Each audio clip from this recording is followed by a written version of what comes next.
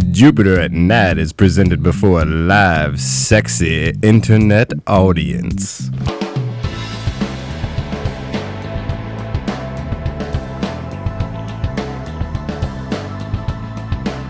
Good evening, everyone, and welcome to Jupiter at Night. My name is Chris. I'm Alan. I'm still Jeremy. Hey, still Jeremy. You'll get over it eventually. This episode, we are going to be talking, well, maybe a little taboo, the history of porn on the internet. Boobies! Yes. Now, this isn't just a random excuse to talk about porn, but it does It's kind not. of work. I thought it was. Well, okay, it is. I totally Okay. admit that. Yeah, okay, I shouldn't deny nice, that. nice. Middleman's coming out this weekend, and we thought Thursday is the last episode of Jupiter at Night for the week, and why not look towards your weekend?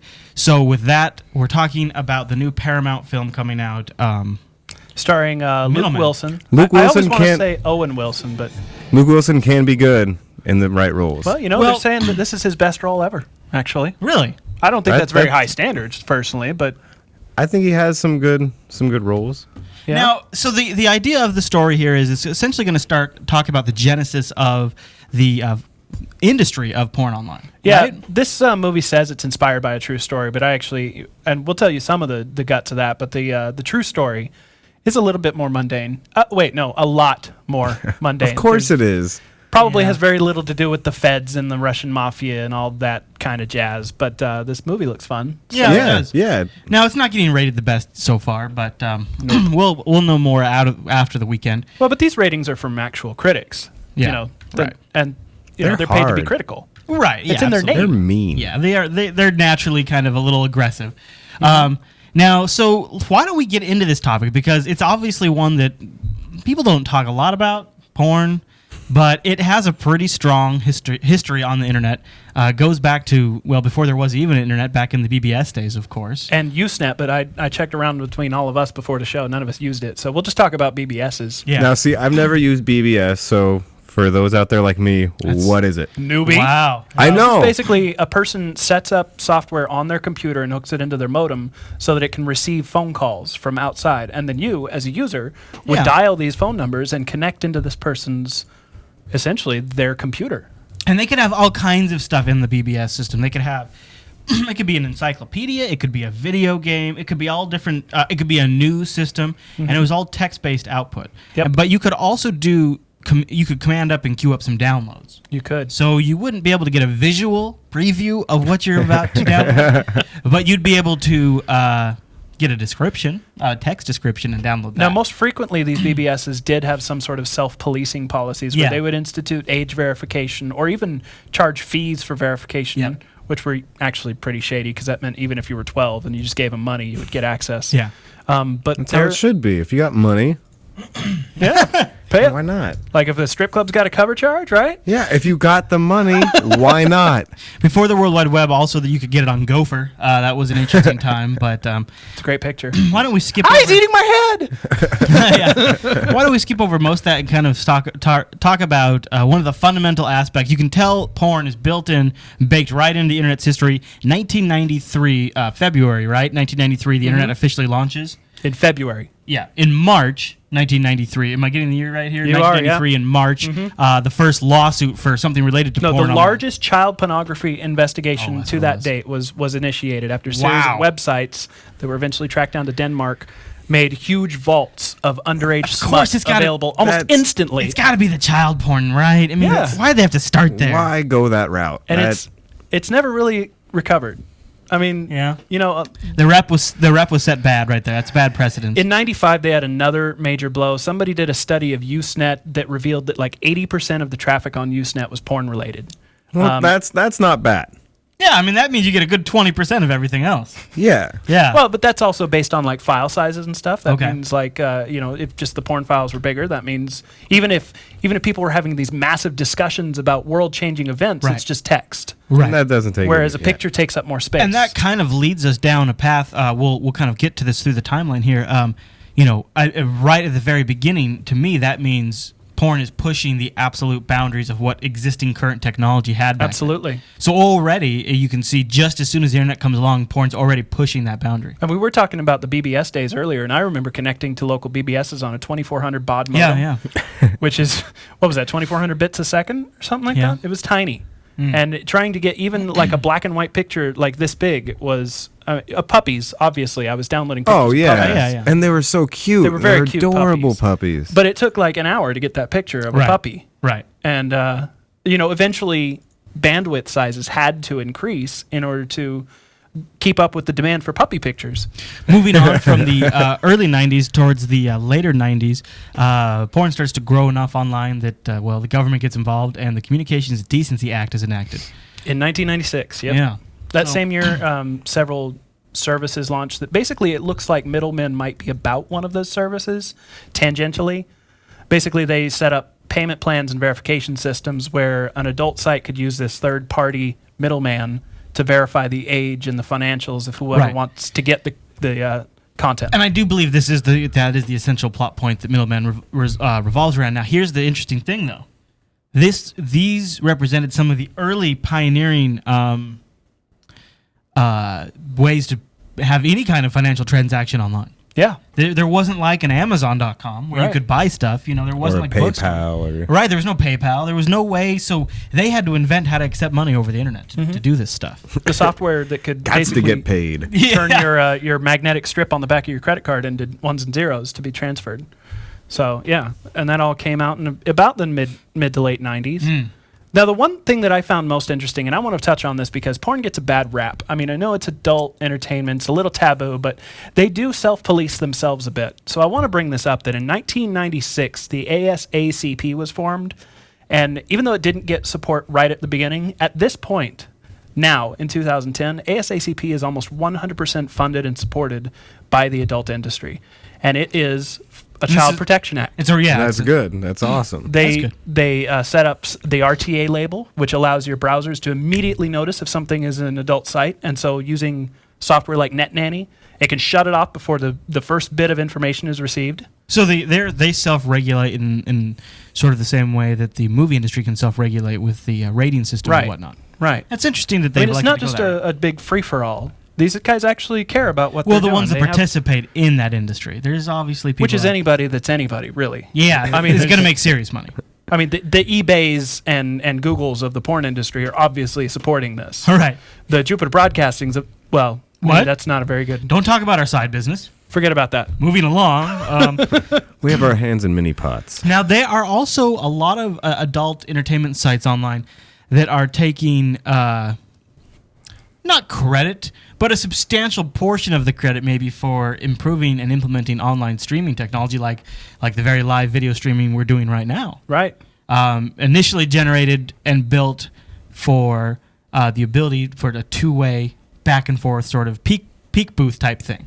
Mm-hmm. I don't know how much of that's really true, but they claim that they were largely responsible for that. If you look at the patents of most streaming technology, it's outside the adult industry. So they don't really have a leg to stand on there. But most of them claim that just because they are always working with it to get the content to the customer immediately when they want it, they're the ones that improve upon it and fix the patents and improve the software and the technology. Before we jump into, because I think we're really going down a trend here, before we jump into some of the technology that porn has sort of pushed forward, there's some random stats that you uncovered that I thought were kind of interesting. Do you want me to go ahead and read these off? Yeah. Okay, the first one is that nearly 90% of all legal pornography is created and or distributed from the San Fernando Valley in Southern California. Where is a lot of humping going on in San Fernando Valley. I lived in Van Nuys for 2 years. Yeah, how was that for you? Actually, there was a karaoke club about, a mile away where every Tuesday night all of the local strippers and adult stars would go and do karaoke on Tuesday nights. Nice. But it was like a velvet rope affair. You couldn't get in if you weren't. Well, yeah, but you could still walk by slowly and just kind of look at everyone. I know what's going on. Hi, well, and you could also go to the same club on any other night of the week, and frequently they would be hanging out. Sure, because it was karaoke every night. Who doesn't love karaoke, right? Right. You don't love karaoke? I don't either. I'm not a big karaoke. No, I don't know. I'm sorry. Okay, the next major random statistic here is the AVN magazine. AVN, that's like the leading trade magazine in the adult industry. In the PC world. You got PC World, you got, and the photographies have all their photography magazines. Right. The adult world, of course, has to have... Has AVN. They have their own magazine, trade magazine. Now, they have reported that online traffic on the adult sites increases during work hours. That was increases. crazy, right? You would think it'd be like. Actually, I've also heard it goes up a lot on Sunday mornings. But when see, family is goes to church? because all the kids, are doing it when their parents are gone at work, so Maybe, no one's maybe. home to catch them? Maybe. But if it's year round, It is year-round, and as much as 70% of the reported traffic of adult websites comes in during the hours of 8 to 5 on weekdays. I'm thinking, you hear a lot about, in fact, heck, myself, I can't think of how many times I've come in to repair machines for clients that got viruses because At the workplace. of porn. Yeah. Nice. And we'll be talking A lot. about that a little bit later on, some of the security I don't precautions. get that. That is crazy to me. A lot of people don't have as fast of internet connection at home. Right. So No, that's true. Yeah. So I guess they take advantage of it. Upgrade. Yeah. And then it's just, come on, you got to do that at work? Really? Exactly. All right, any other... It is estimated that less than 10% of the total e-commerce on the internet. Now, the reports that I've seen varied between 6 and 9, so I just said less than 10. Okay. Less than 10% of all of e-commerce online is adult-oriented. And while this is one of the biggest single chunks, like more than shopping for clothes or anything like that, it's also, tiny. And it really pales in comparison. A lot of people think that the entire internet is driven by porn. Yeah. And the exchanging of money based on porn-based websites Not or ads or anymore. anything like that. It's less than 10%. That's pretty significant. That's a pretty... Who pays for it now anyways? That's kind of These the thing. days. That's Right? something that I listed above is that, usually in a recession, which, let's face it, U.S. is in a recession. Most recessions, usually the porn industry actually sees an uptick because people want to take their minds off the troubles, if you know what I mean. Oh, yeah. But because of the sudden recent improvements in streaming technology, there's been a lot more available online for cheap or free. Yeah. And now the adult industry is starting to take a nosedive online anyway. They still DVD sales and stuff is pretty decent, but online they're just getting their asses handed to them. From the free services. They're getting reamed. Well, they need to get with the times and go with Yeah. the subscription. They obviously need to make better products that are cheaper, right? Right. They That's gotta really what it compete. comes down to. Is you got to just compete with them. Create some new technology, why don't you? Because in our research that we did here for the fine folks that watch Jupiter Night, we tirelessly researched this topic Tirelessly. and Worked our fingers to the bone. I do a lot as well. wow, okay, this did not go the direction I was intending for it to go at all. I was just gonna say that a lot of times the free sites though are where you're gonna get a lot of junk. So Yeah. yeah, And again, we'll be talking about some of the bad stuff, but let's cover some of the good stuff yeah, that porn is reported to have given us technologically wise. yeah. At least generally considered by most Now, industry observers, I suppose. It's kind of a general accepted truth that the porn industry, the adult industry, has helped push technology forward. Now, like I said, I did a lot of research on this, and it seems that it's not actually the case that they innovate new technologies or anything. they adopt and They're a drive. huge driving force Yeah, I've behind noticed. the adoption of new technologies. right. Like video chat, home entertainment systems like VHS and stuff like that. Higher, if- faster broadband.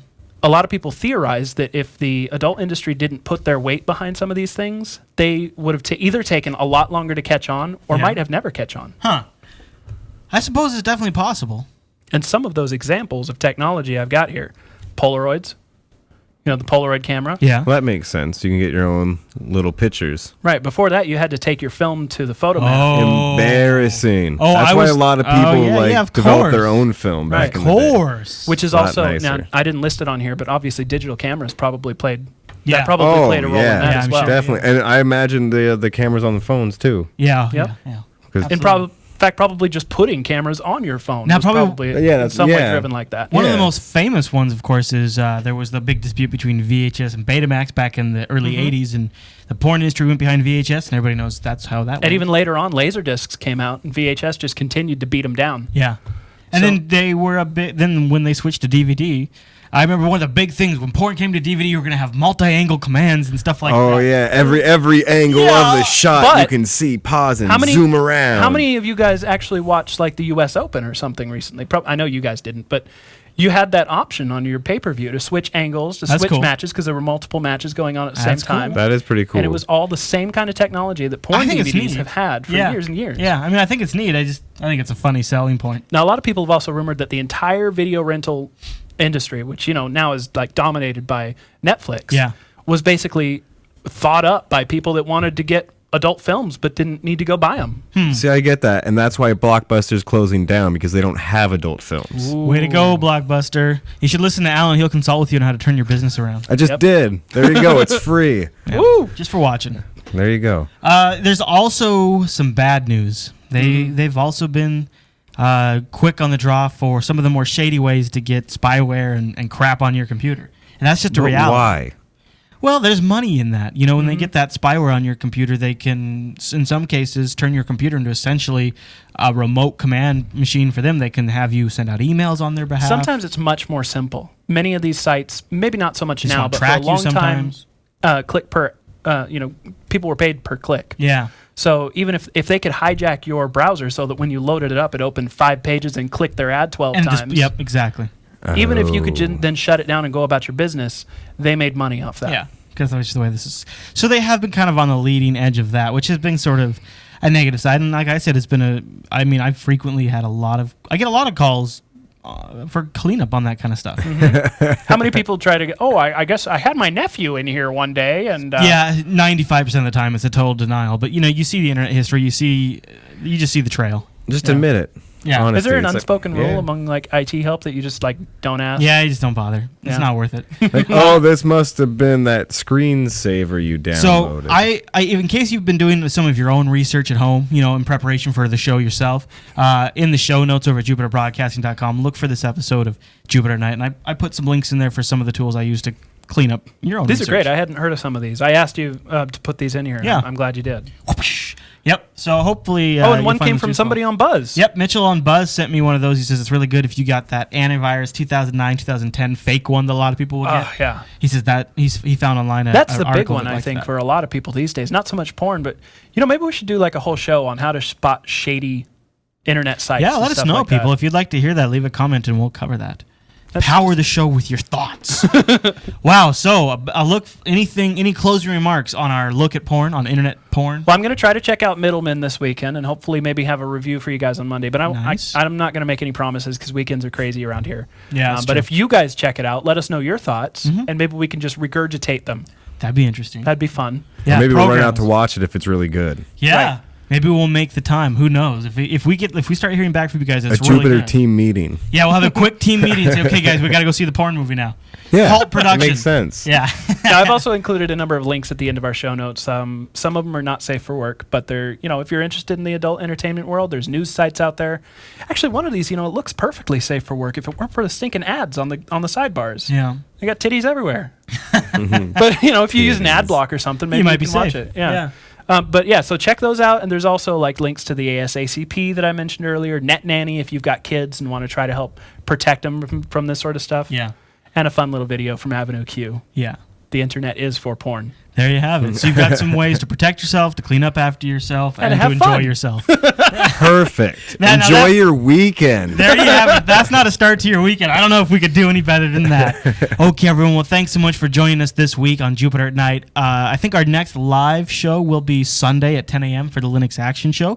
You can join us then. And then, of course, Jupiter at Night will be back Monday through Thursday next week, starting at 9 p.m. over at jupiterbroadcasting.com/live. And one last thing, we do ask you a favor. If you've enjoyed an episode of Jupiter at Night, send it out to a friend, tweet it, email it, blog it, whatever you could do. Help us spread it. Don't help even us spread bother the being word. their friend. Just tell everybody. Yeah, broadcast. Just on the street. Yeah. Jupiter Night! It's awesome! Okay, everyone. Well, we hope you enjoyed tonight's episode and have a great weekend.